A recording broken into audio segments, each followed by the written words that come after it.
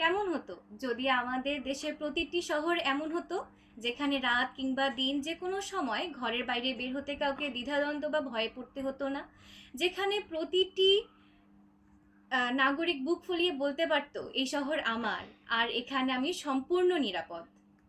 সবাইকে শুভেচ্ছা, আমি আশরাফি আফরিন অরিন।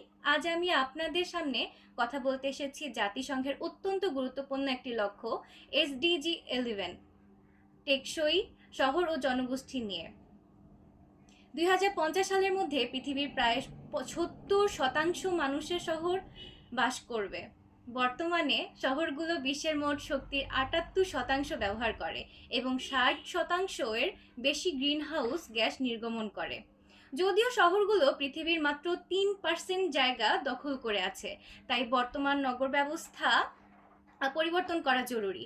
চলুন জেনে নেই কিভাবে আমরা একটি টেকসই শহর গড়ে তুলতে পারি।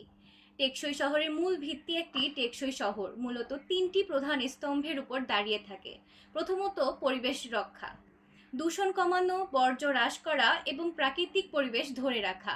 অর্থনৈতিক কিংবা সচলতা, পরিবেশ বান্ধব কর্মসংস্থান তৈরি, স্থানীয় ব্যবসা বৃদ্ধি এবং জীবনযাত্রার ব্যয় সাশ্রয়ী করা। সামাজিকতা, ধনী দরিদ্র নির্বিশেষে সবার জন্য নিরাপদ আবাসন, বিশুদ্ধ পানি, স্বাস্থ্যসেবা এবং পার্কের সুবিধা নিশ্চিত করা।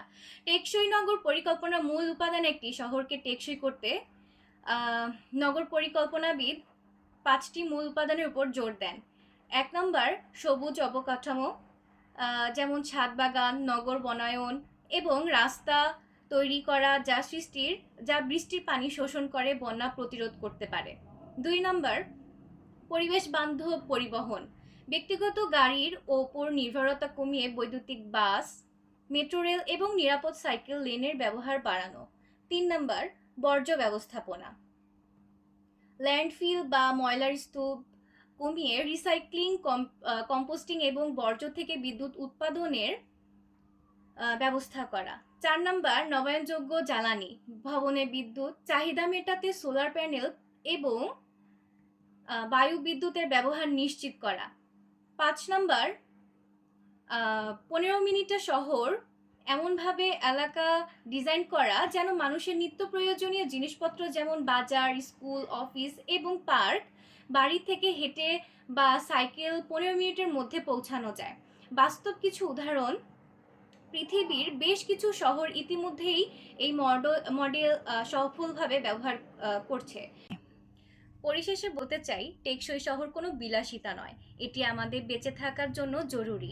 আজ আমরা যে সিদ্ধান্ত নেব তা আগামী প্রজন্মের ভবিষ্যৎ নির্ধারণ করবে।